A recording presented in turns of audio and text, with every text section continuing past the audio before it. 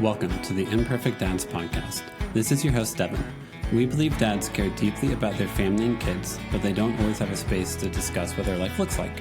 Our podcast is a space for dads to discuss the ups and downs of fatherhood and how they feel like they're holding it together or how they're not. Thank you for joining us for this episode.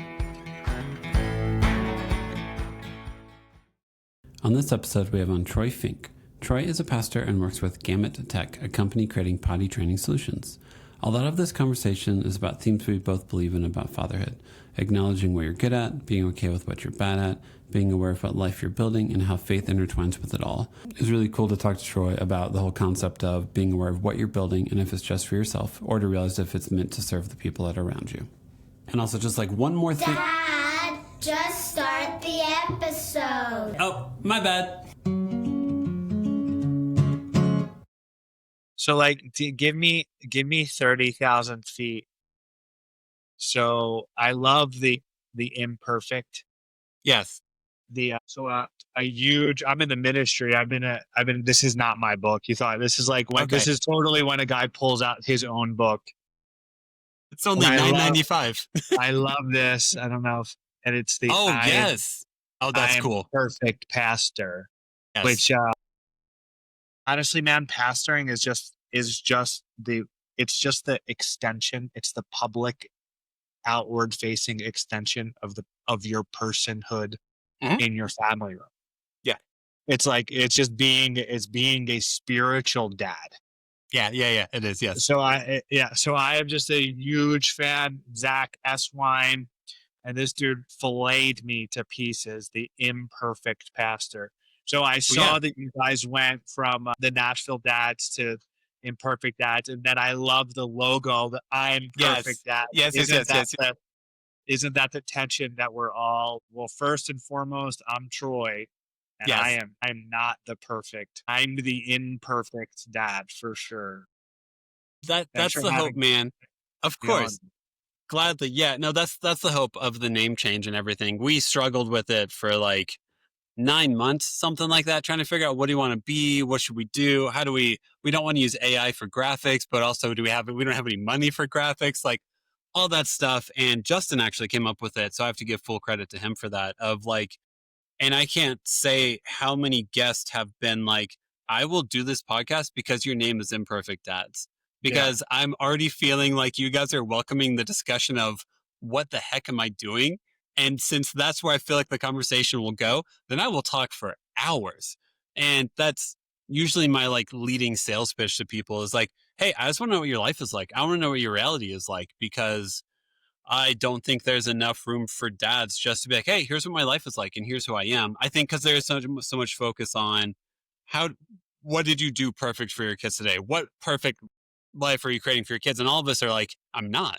There's no way I'm doing that. So that's my hope, is to already start with the disarming name, disarming everything, just so you can be yeah, man, here's where I messed up today. Here's where I thought I maybe did it right. And let's talk about it. Yeah, that really resonates with me because I too am like every one of your listeners, everyone who isn't your listener.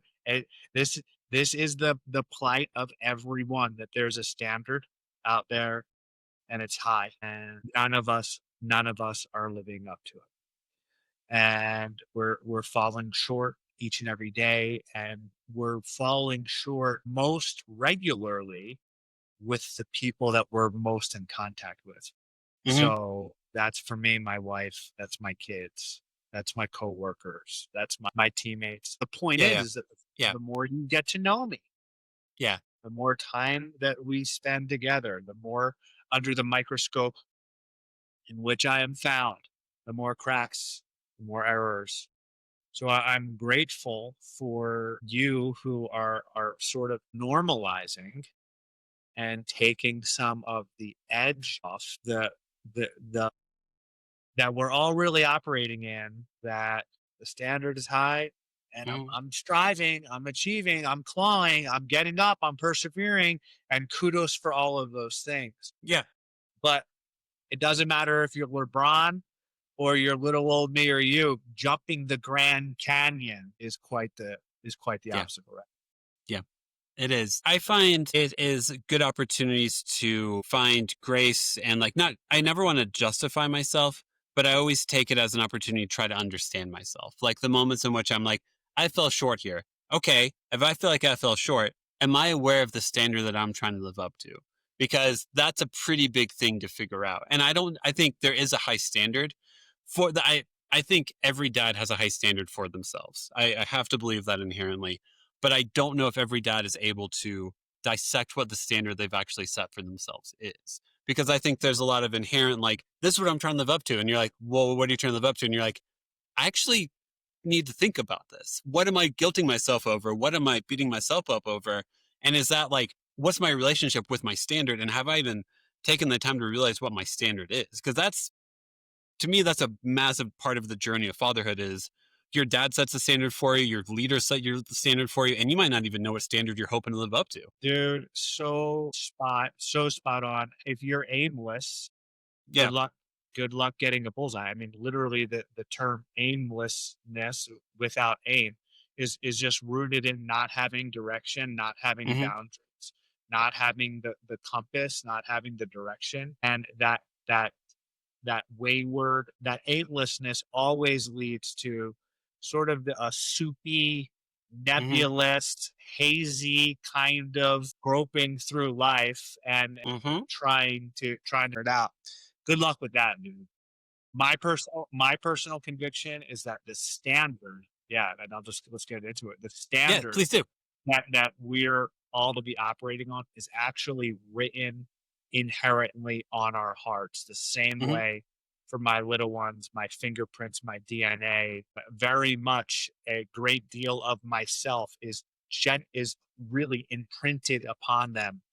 So is for the standards of man written on each and every one of our hearts by our maker, right? By Mm-hmm. God. So it's like cross cultures, cross ethnicities and times and places and continents and fads and social constructs. It's always been like you don't steal from the guys, you don't Yeah. steal from Walmart, and you don't steal from the guy selling apples in the village market. Yeah. Doesn't matter here or there, now or then, or in 1,000 years from now. If this Yeah. whole ball of dirt isn't still, there's something inherently wrong. It's like, oh, gosh, lying's bad, stealing's Yeah. bad, Yeah. killing's bad, and that standard, I think, is the fingerprint of God. The theologians would call that the imago Dei. Mm-hmm. Yeah, that just means that on the sixth day, God made man in his image, imago, image, day. It's Latin for the image of God, and that we're, in fact, image bearers of God. Yeah. You, me, the famous soccer player, every dad, if you're a good dad, if you're a bad dad, if you're Mm-hmm. doing well, if you're doing bad, if you're addicted to drugs, if you're clean and sober, it doesn't matter. You've been imprinted Yeah. with hand of God in and on your body. And as an image bearer of God, you bear the likeness of your father, of the one who made you. And in that way, when we sort of all inherently know is Yeah. that there's a right way and a wrong way. Mm-hmm. The problem is that when we push that inherent sense of conscious morality and truth, we just squash it all the way down. We fill it with whatever the latest or the greatest is, or even worse, whatever best suits us Mm-hmm. at the time.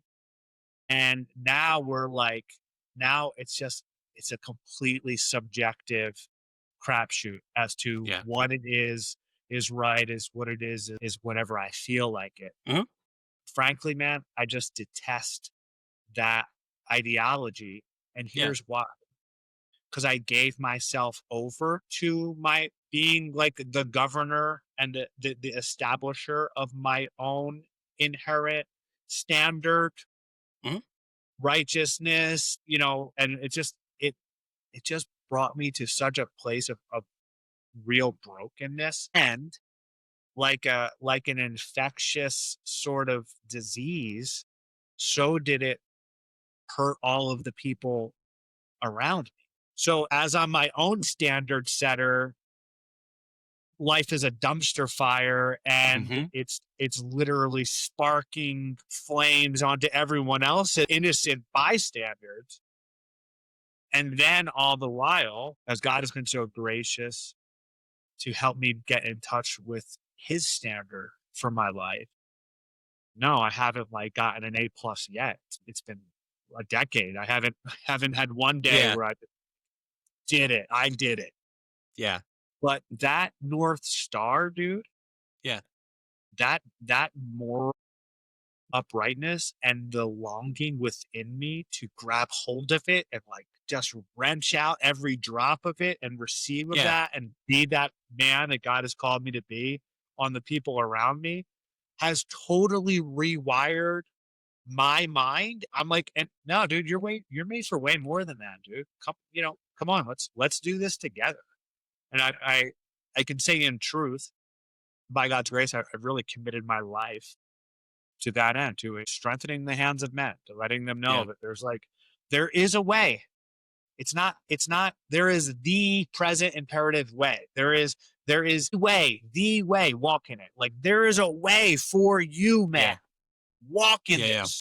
Yeah. This is going to be good for you. It's going to be hard, but guess what? So's what you're doing. Yeah. Yeah. So let's do this other thing together. Yeah. And hey, no doubt if you get on this path with me in like a mile and a half down the road, you're going to be dragging my sorry behind. I'll be like, come on, let's go back. Yeah. And it'll be your turn to encourage me to take one more step, so. Yeah. I think my wife or I had a therapist be like, when you're in a hard spot, try to find the hard decision that leads to growth you actually want to grow in that direction of. Because life is filled with constant, neither option really seems like good, but which option repeats a pattern that you never like yourself whenever you're in that pattern? Yes. And maybe don't do that one. One of my favorite things from like the Bible Project is they overanalyze like the story of Cain and Abel.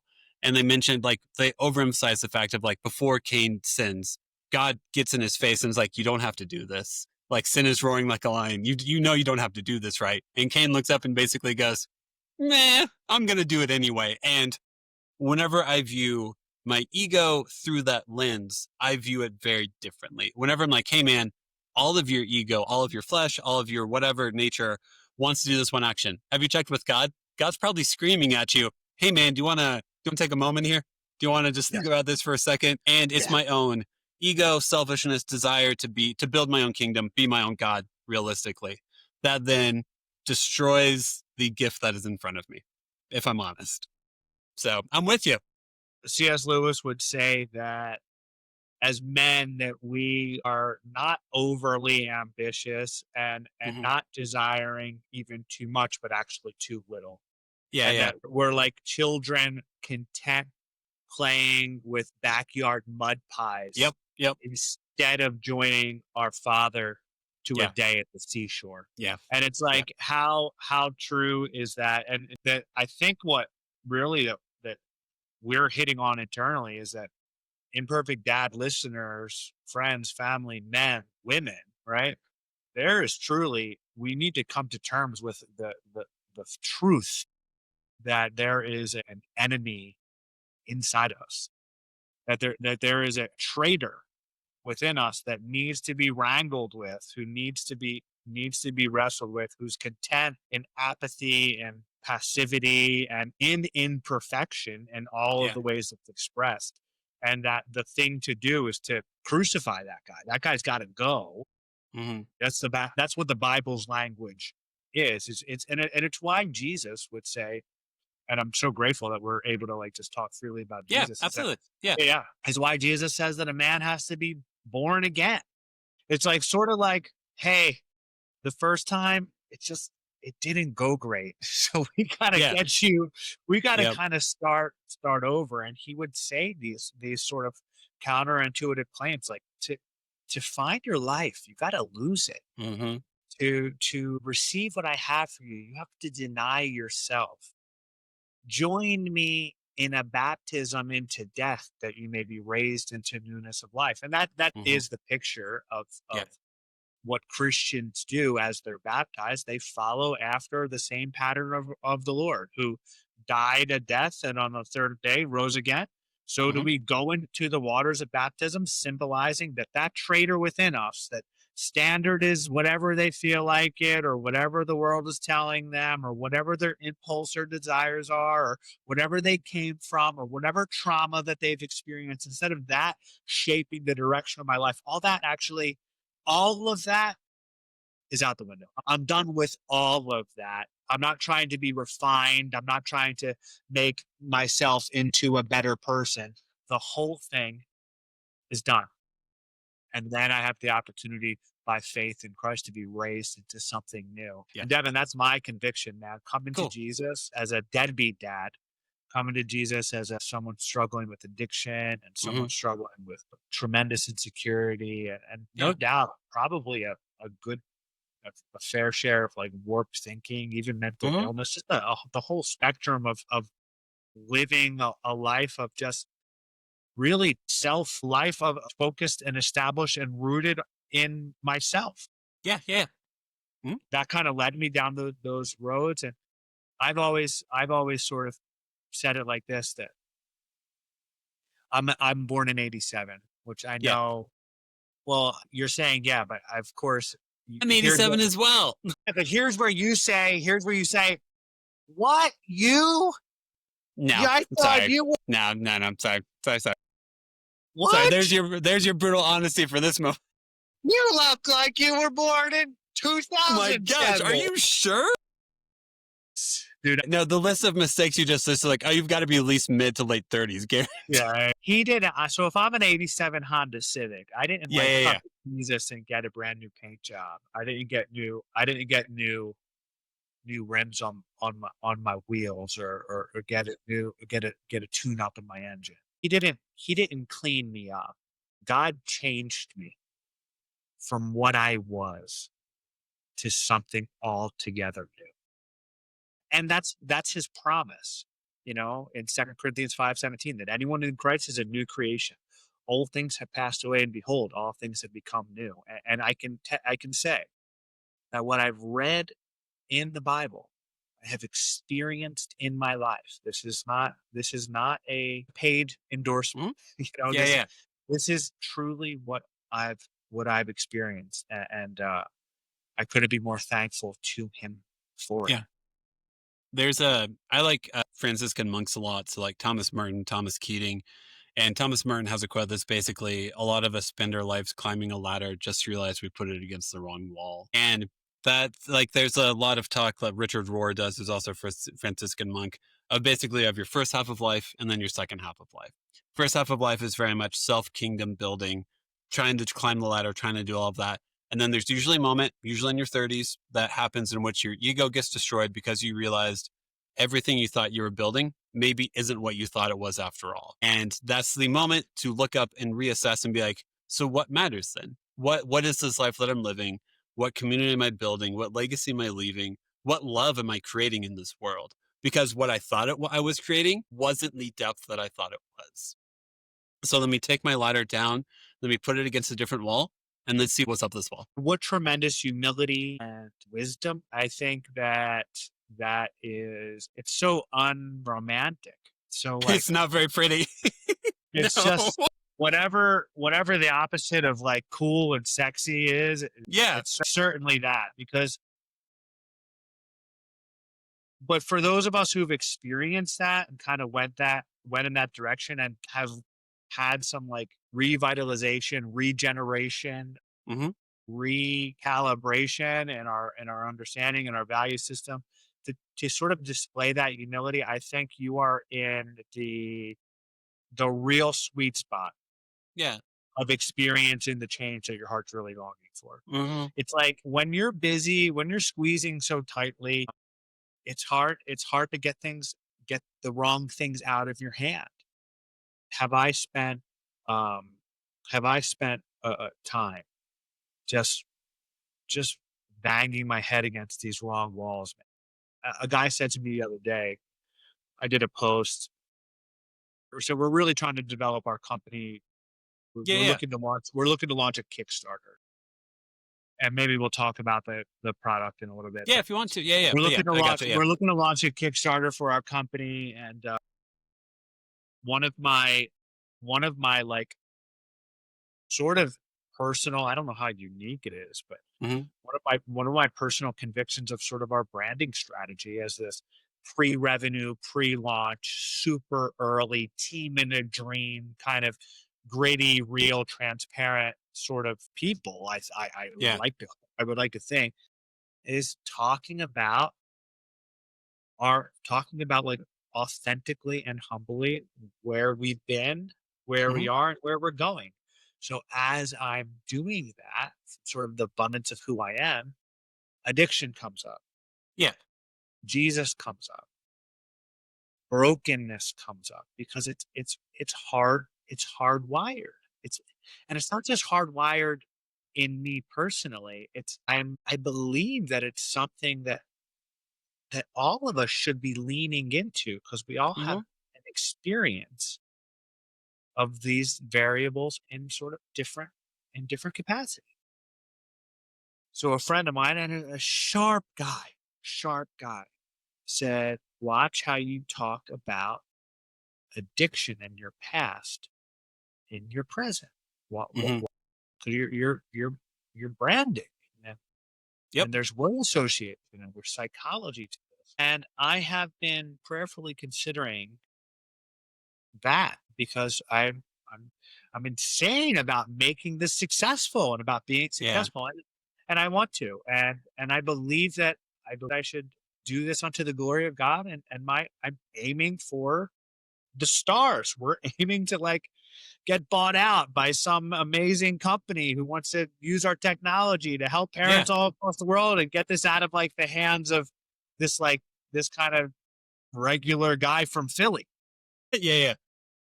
And I don't know where I've landed on this, but I'll tell you one thing that I know is certainly going to be a part of our strategy moving Hmm. forward is that I have to lead and brand and market and pastor and husband and father Hmm. from the abundance of who I am.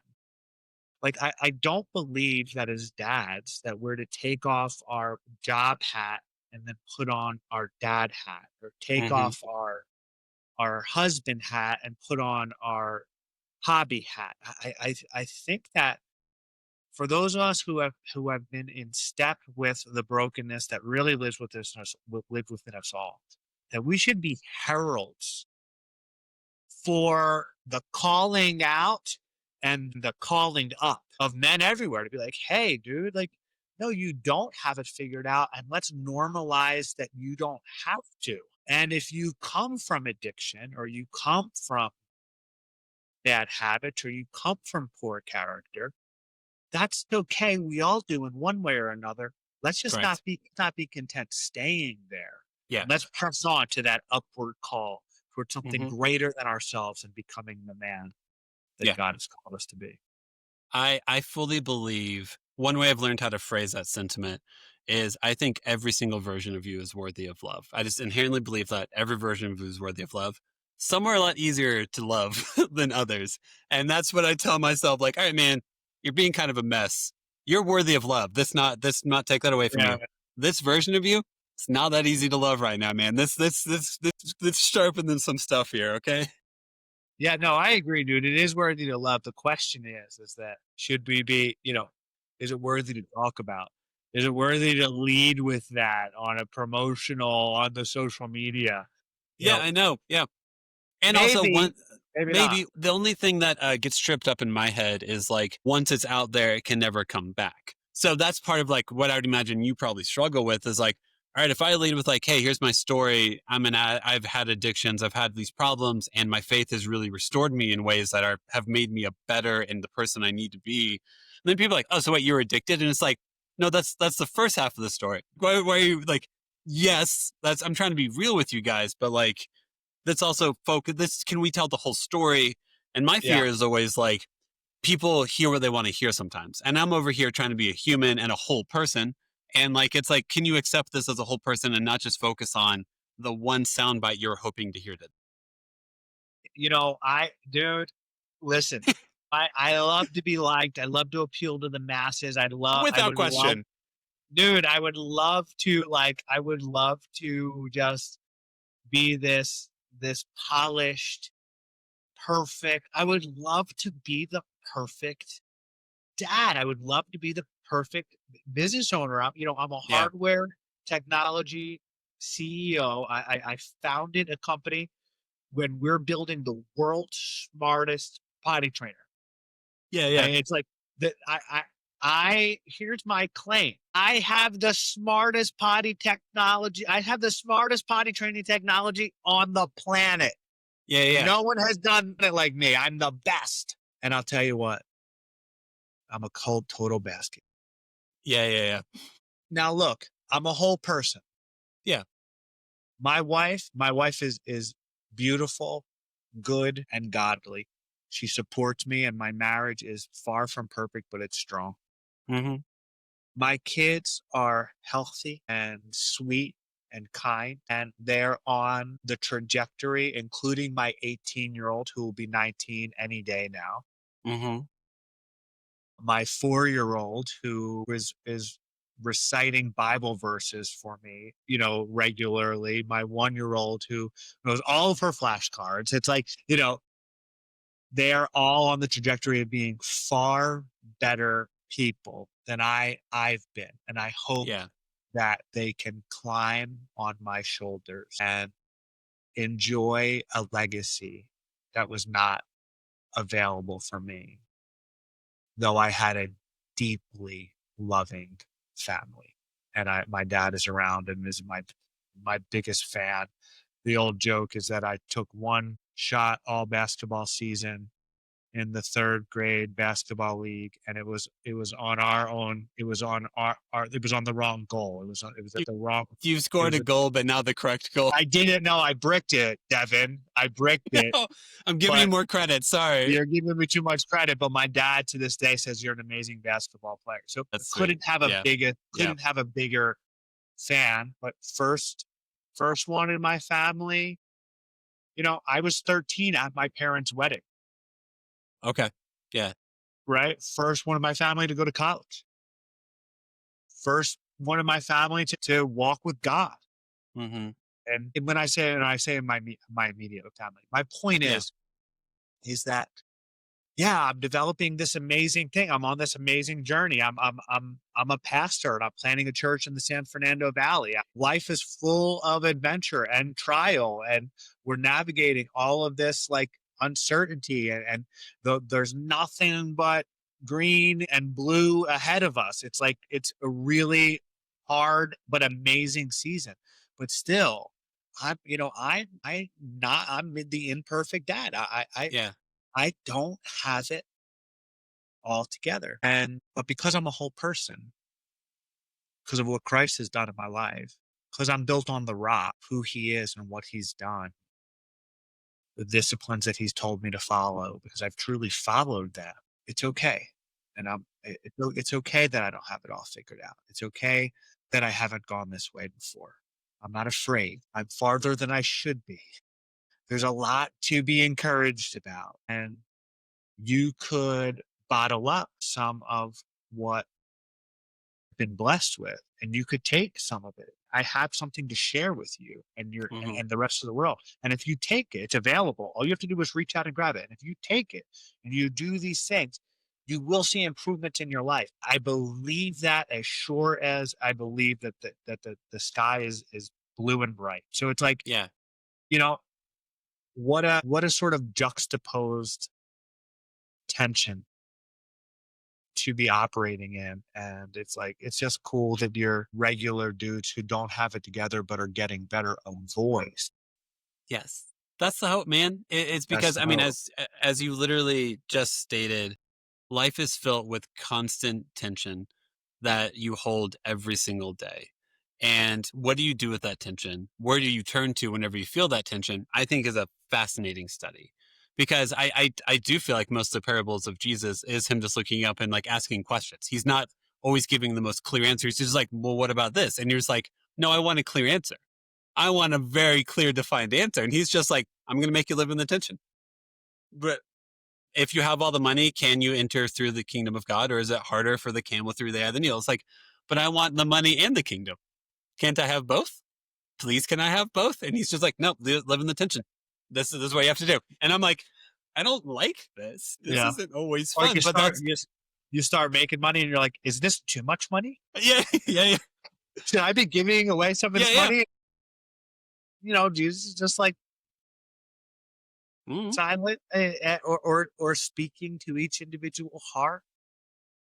I was listening to a pastor talk about Francis Chan the other day, and mhm. Francis Chan has a bunch of kids and has a big ministry following. And he was saying, Francis Chan, this is hearsay. I didn't hear the sermon, Sure, sure, but sure. it's a Yeah. reliable source. Where Francis Chan is saying, now I'm in the San Fernando Valley. Francis Chan's church is in the valley next to me. It's called Simi Valley. Okay. And he built this church to be, a mega church. And even God built it.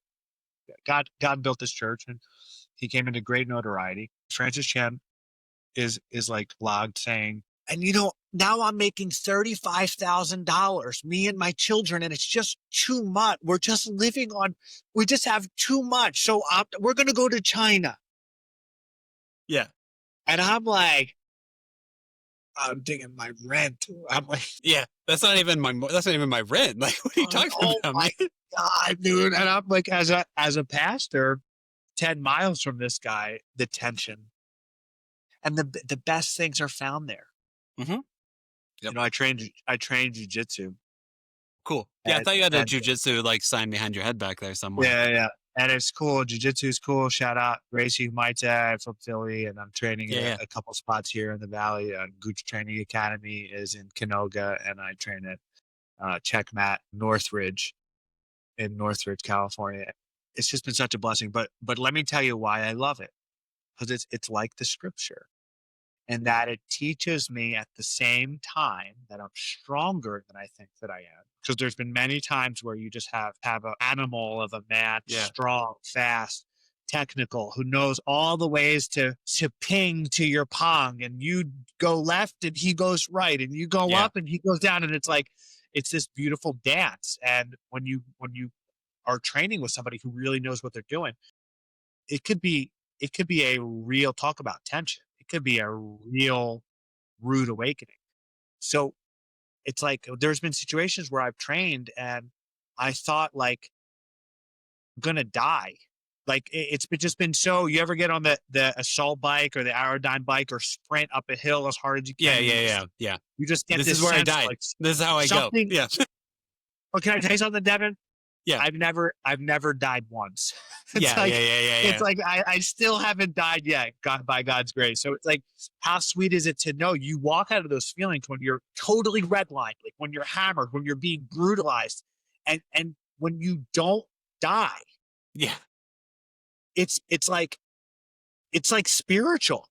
Mhm. You're like, man, I'm so much stronger than I realized I was. But then at the same time that I'm like totally infused with confidence and strength. I'm stronger than I think that I am. I'm stronger than I even know.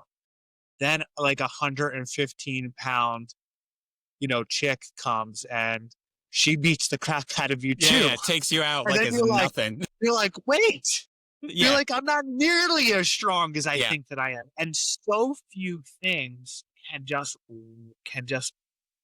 like sober you Yeah, yeah. in such a diametrically opposed way. That's called a juxtaposition. It's these two things operating at the same time that are seemingly in conflict, where you're stronger than you think that you are, but also not as strong as you think that you are. And I find that to be so thematic in the Yeah. scripture.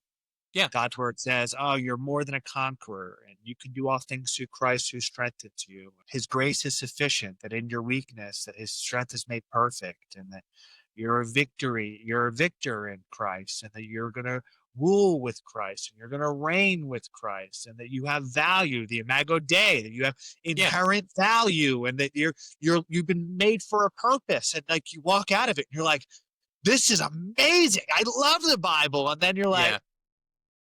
you're a sinner, you're broken to the very core of you, and guess what? It's like you're dust, you're broken, you're sinful, there's perversion in you, there's oppression in you, you're selfish, you're narcissistic. Mhm. The scripture is plain about these things. And in between, and it's like, it's funny because here's my head in Behind between, your literal in representation. between these high promises and in Yeah, yeah, between these base truths is little old me just trying to yeah. figure it out, like, and not, but in that tension, a man has been formed. And I'll tell you, I think manhood is one of the biggest problems, the lack of clarity in and around what a man really is in our day and age, for where the distinction between you're a little boy, Mhm. Troy at 18, 19, 20, 21, 22, 23, 24, 25, and 26. I was in a man's body Yeah, yeah, with a child, yeah, with a mustache and muscles. yeah, And I maintained that I was no more a man in my mid 20s as I was in 2001 when I was a 14-year-old boy going into high yeah, school. I, yeah. I was a boy, and a boy is a boy is a boy is a boy is a Mhm. boy. Yeah, Well, we can determine in that tension that a man can be made, and you can transition from that boyhood, despite your chronological age, to that's man making kind yeah. of I stuff. gotcha. Yeah, yeah, yeah. No, because it's the self-actualization, maturity, whatever you want to call it. Yes, me at I don't feel like until we had our second kid at like 28 or 29 that I felt like I'd stepped into my own identity of masculinity, manhood, and all of that, whatever that definition may have been. And before that, it was a lot of like, what am I doing? Like, what is this? What am I doing here? Like, am I that guy? Like, what is this? So yeah, no, I think hopefully there's always a moment in which you look up and you go, I have not handled these things properly. And I've handled these with the consciousness of the 14 and 15-year-old version of myself. I'm 25, I'm 26. Stop it. Like, just cut it out. Yeah, man. Yes, man. Yeah, man. For sure. That is as real as I've ever. And I do think, like, I don't know. I wish there were more like male initiation rites or something like that that existed in American culture, because to me, that is the whole process of like, hey, you are entering into the next phase of your life. Here's all the men that are elders who have walked this path before. Let them walk with you and help rise you up. And I see a lack of that in our life. And I think that's normally found in the church, which is one of the main attractions to church life. But I think without the older generation, the willingness to say, hey, here's the steps I took. Here's the steps I want you to avoid. Let's go through this together. That also can leave an entire generation aimless. Think something happened along the way in more recent history where the boys started to be together almost all the time with the boys. Yeah, yeah, And as men were less a part of their home, and yeah, men have been working since the beginning of time, but more disconnected because the modern man in his day job, and then his yeah, interests, and then his hobbies, and his stock portfolio. It's like before you know it, boys are being led by one another. And I think that there was a time not too long ago where boys were more intermingled with men, working alongside of their fathers, working alongside of their older brothers and their uncles. And it's like, you see what happened in Lord of the Flies. I love that movie. It's like this island of boys. And I think that you're right that we are in great need of a nation, of a people, of a culture of men being men and expressing that masculinity out loud with strength and with grace, with wisdom, and with tenderness. I'm not talking about that toxic stuff that's depicted out on the social media. I'm talking about men who are following hard after what God has made them for. Men who yes. are looking to be like the man, Mhm. the greatest man that's ever been, Jesus. And we bar mitzvahed my son, so we're not cold. I'm not really Jewish. I'm I'm of a Jewish ethnicity Yeah, in part, but I wasn't bar mitzvahed. My dad wasn't bar mitzvahed. I'm not sure if his dad was, but we were at least a couple generations away from that. And by the time I bar mitzvahed him, I was a devout Christian in full-time ministry. But I just wanted there to be a distinction in his life that, son, I love you and I'm here for you, Mm-hmm. but I've trained you in the way that you should go. And I sort of phrased it like this: son, there's no grandkids in heaven, meaning you can't be before the Lord and say, well, my dad's a pastor, or, hey, do you know my dad? Yeah. I'm like, Yeah. I don't have too much credibility there. You You gotta, don't got you don't got clout there. I don't got clout like that. I can't even get into the American Airlines lounge in the Philadelphia International Airport. Yeah. I'm like, they're like, yeah, you're in the back, dude. I'm like, oh, okay, thank you. Yeah, that's fair. I'll go back to my spot. Thank you. Yeah, sorry about that. Sorry, my bad. I thought I'd try. Dude, I bar mitzvahed him so he might know. And I did that. I had the very best men that I knew and believed firmly that my voice, though it may carry weight, would only be amplified by having great and godly men in and around his life. And each took a topic of what we found to be biblical manhood, leadership, friendship, stewardship, spirituality. And they took these topics and did probably a 3-minute talk. There was probably 6 men there in total. We had steaks and we got in front of a huge bonfire. We played paintball and wrestled and had fireworks. And I gave him a Maasai spear.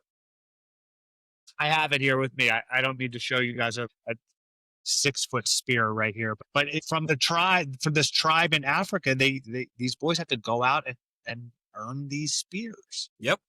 Yeah.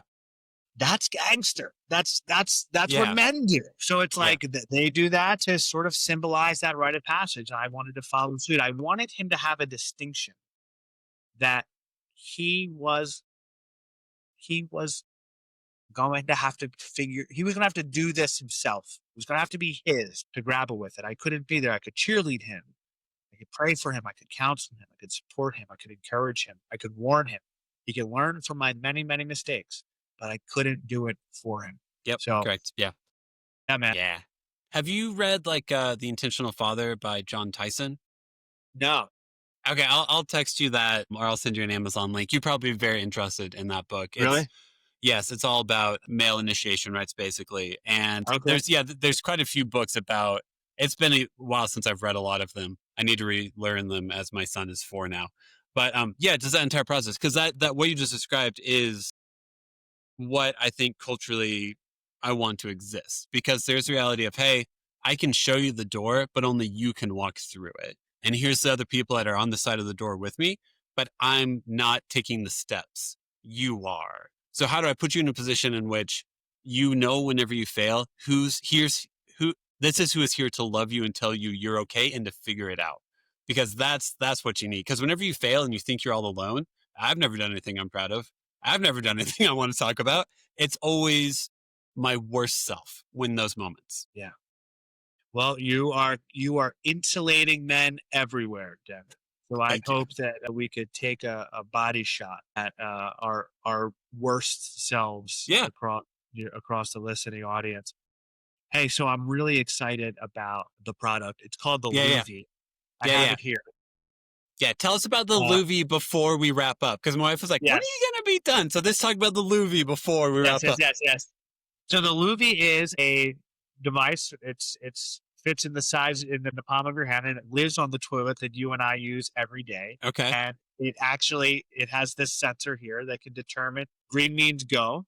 Okay. And it can determine if your child is doing what they need to do in the bathroom. So in short, and I'll give you guys the short but candid version. So thank you.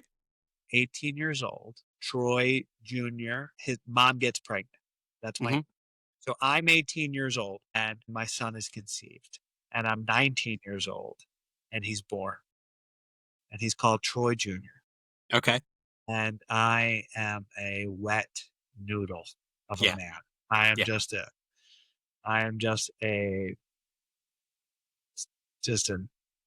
dork, a jerk, a clown. An 18-year-old.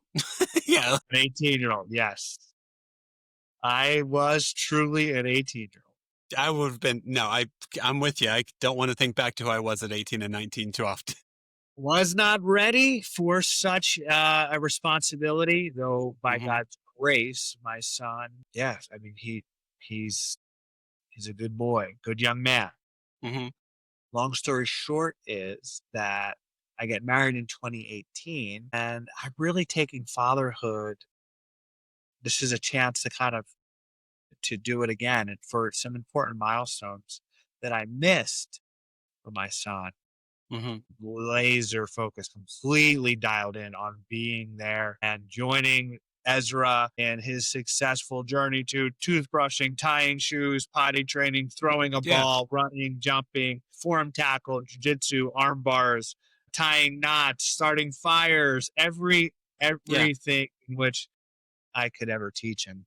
So when he comes across potty training, I'm like racking my brain and just really blessed with a network of people just that are just so much smarter than me. Mm-hmm. And I get this idea going to the bathroom one day in a snowstorm. I'm with my oldest son and I Yeah. get back. I get into the car and I say, dude, that was the most fun I ever had going to the bathroom. And something cemented during that snowstorm behind the dumpster relief of myself. The idea of Illuvi was birthed. Yeah. And I connected with some friends, and we started testing and demoing and building and prototyping and getting patents and building companies and recruiting people and sourcing investment. And now we are here, and we're right now right in the thick of our beta launch. So we have almost 24 units deployed to people across the country, and Yeah. child psychologists and doctors, and all of these neat That's cool. experiences. Yeah. Little kids going to the potty for the first time in the toilet, and some not working at all, but we're just like totally stoked. This just being the imperfect startup founders, Yeah. Yeah. So I'm staying consistent because this imperfect dad is being an imperfect startup founder Yeah. that's doing it. And I want to help parents potty train their kids everywhere. And I want Yeah. their kids to be excited about it because it's a fearful thing. So, yeah, if you guys are looking for potty trained or know anyone who is potty trained, you can go to our website at goluby.com and Okay. you can apply to get a free unit and be a part of the user study. It's going really well. And there's a lot of cool videos on there.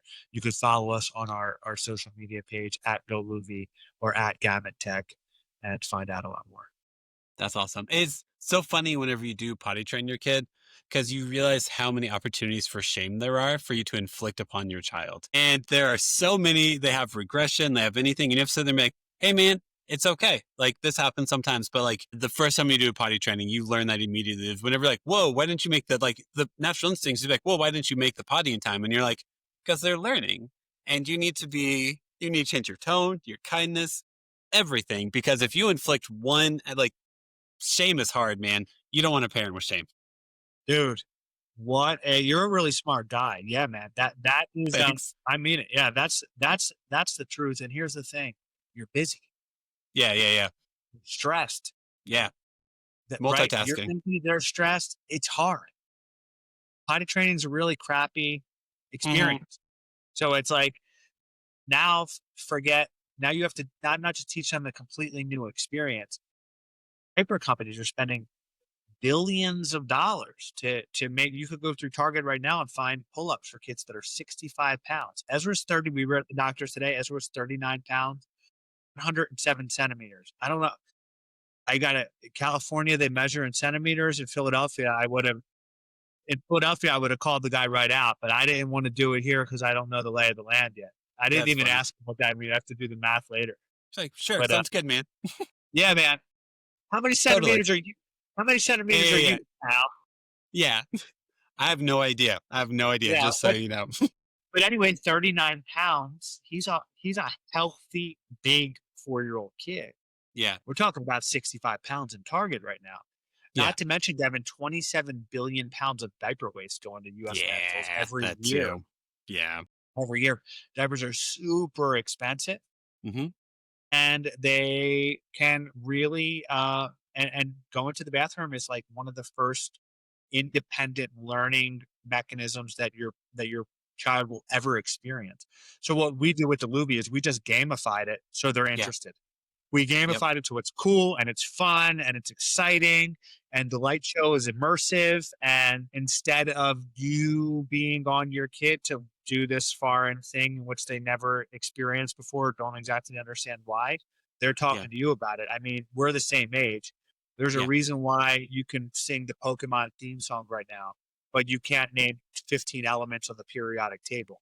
I mean, why do I know 15 Pokemon, dude? It's because learning it was presented to me in a way with light, sound, music, colors. I was intrigued. I was leaned in. And now I know that Squirtle turns into Wait, well, no. Turns. Oh, sorry. No. Sorry. You're okay. Yes. And then his final form is turns into Venusaur. Yes. But what's Squirtle's final form? Come on, man. He's got the cannons, bro. I know about the cannons. Blastoise, dude. Blastoise. Man, I'm not proud that I know that. I did not mean to fact check you on Pokemon in this episode, but apparently that's who I am today. Oh, dang it. Why do I know this?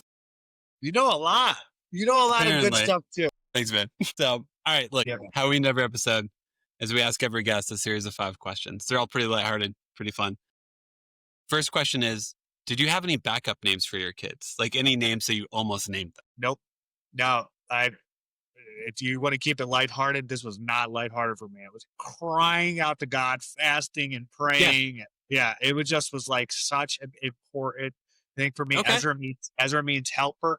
His name's Ezra Ben. Ben means son of my right hand. And okay, I was not playing around with that, nor should you.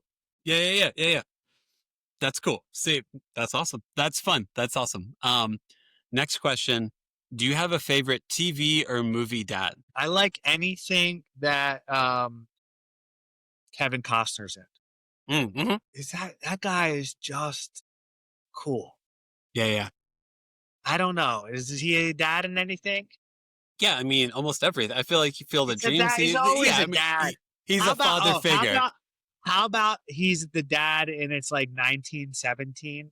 Yeah. Or something like that. Do you know that recent series that was out on Paramount? Yeah, the Taylor Sheridan. Yeah, I can't think of the name of it. Yellowstone.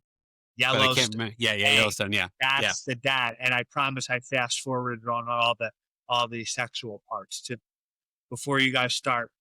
That's right. Yeah. Social media saying that I'm Pastor Troy. That. I fast forwarded it. Respects. Okay. Next question. I'm intrigued to see what we have to say for this one, especially being a Philly guy.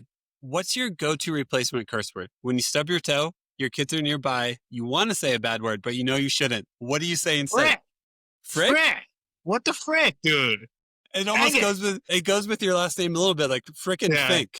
Yeah, I am a frickin' Fink, dude. And sometimes I look in the mirror and say, that's what you know how people do the affirmation? Yeah. You do the opposite. Yeah. They're like, you're enough. I'm like, you're a freaking Fink. You're a freaking Fink you're today, man. You're a freaking Fink today, dude. Yeah. Dang it, frickin' gosh. But I found my son now saying, what the heck? Well, yeah. Grateful he's not saying anything else, but yeah. Maybe need to dial that in. I don't know. I don't like the way he says it. He says it with a little like venom. I'm like, calm it down, buddy. That's awesome. Frick is probably about as nasty as we get around. Okay. That's good. That's solid. Okay. Next question. What's like one of your favorite kids' toys or activities? Like something you do with your kids? Yeah. Well, I don't know if it's called this. I might be watching too much social media, but what is vestibular play? Is that rough? I have no idea. All right. I like to take them and slam them. Yeah. Blow them. And I just like to mix it up. Am I even close? Vestibular play involves activities that simulate the vestibular system, like balance movement, spatial awareness, jumping, balancing. It's crucial for child development. This is Google. This is not off the top of my head. Yeah, it's like running, jumping, spinning, swimming. He knows. No, this one was Google. This one was blatantly the joy of the second screen. That was the word that came to mind. I probably am not. I think you're correct. It means like just moving your body a ton and like being more in tune with your ability to balance and control your body is what it looks like. according to Google AI. I love to see my son courageous. Yeah. But I am not offended by his lack of courage. There's some things that I'm like, dude, come on, dude, you're being a baby, and Yeah. I will challenge him, but I'm not really offended by him being afraid of things. Yeah. I get offended when he won't, when I'm there and I'm encouraging it. I'm ready, literally making sure that if he were to fall, that Yeah. like I'm all over this dude. I got him. Yeah. But the other day we have a one of the rooms in our house is a couch and then this metal sort of coffee table and then Yeah. a couch. And dude, we probably took 30 attempts at jumping from the couch to the table. And he kept landing on his feet. By the time that the night was over and he had accomplished it, we were both just giddy with validation. Yeah. Like, yeah, dude, I just love to see him right there at that precipice of doing something that he thinks is too hard. Yeah. And right there at that place, and then him pushing through it's got to be one of the greatest experiences. That's cool. I think as a man. Yeah. That's cool. And then last question, what's like, if you had to give someone parenting advice, like what parenting advice would you give someone? And it's a pretty big question, but if like, someone was about to become a parent, what advice would you give them? That type of scenario. Yeah. Yeah. Let me say this. I think that the best thing that you could do to parent is to be a deeply rooted and whole person, to be a Yeah. solid, to be a person yourself. I just don't believe and have tried so often to be bankrupt of character, but to instill Yeah. character, to be bankrupt of money, but to provide resources, be bankrupt of wisdom, to Yeah. provide insight. And I've fallen so short in those areas, but I believe, especially in situations where I feel helpless or I don't know what else to do, I always try to take those times and turn it into a sort of a vertical thing between me and God. I mean, and Mhm. you see the cross behind me, right? It's Yeah. like Yeah. it's obviously vertical and horizontal. So before we ever can connect with somebody on the horizontal here, it's like we have to first be aligned vertically. Yeah. And I think that aligning yourself vertically with God is going to do wonders for your horizontal relationships. Yeah. Outside of that, I would say don't exasperate your kids. Like Yeah. I have with my 18-year-old, I have just played the fool by being heavy-handed in the Mhm. standard and expectations that frankly I couldn't live up to. Yeah. What a flawed strategy Yeah. for parenting Yep. and asking somebody to be What you're two, not. 3, 4, 5 times what I am. Yeah. It's just, Yeah. I just think that the hypocrisy there is too much to overcome. Be strong and courageous, be solid in the Lord, Yeah. be weak, be free to be Yeah. weak Yeah. in your parenting. God's strength is found in weakness. Seek him and he can be found. He's going to equip you with the resources to be the mom or dad that he's called you to be. He's not going to leave you hanging and daggling. He loves your kids more than you love your kids. And Mhm. he's put you with them to shape them and to change the world. So do it and do it well. That's right, man. And then last thing, just moment for like self promotion. Like if you wanted to promote, like, I don't know if we have any listeners in the San Fernando Valley area, but if you want to say, like, hey, if you're in the area and you want to come to your church, if you want to say like what your Instagram handle is, self promotion, Yeah. all that good stuff, man. Yeah.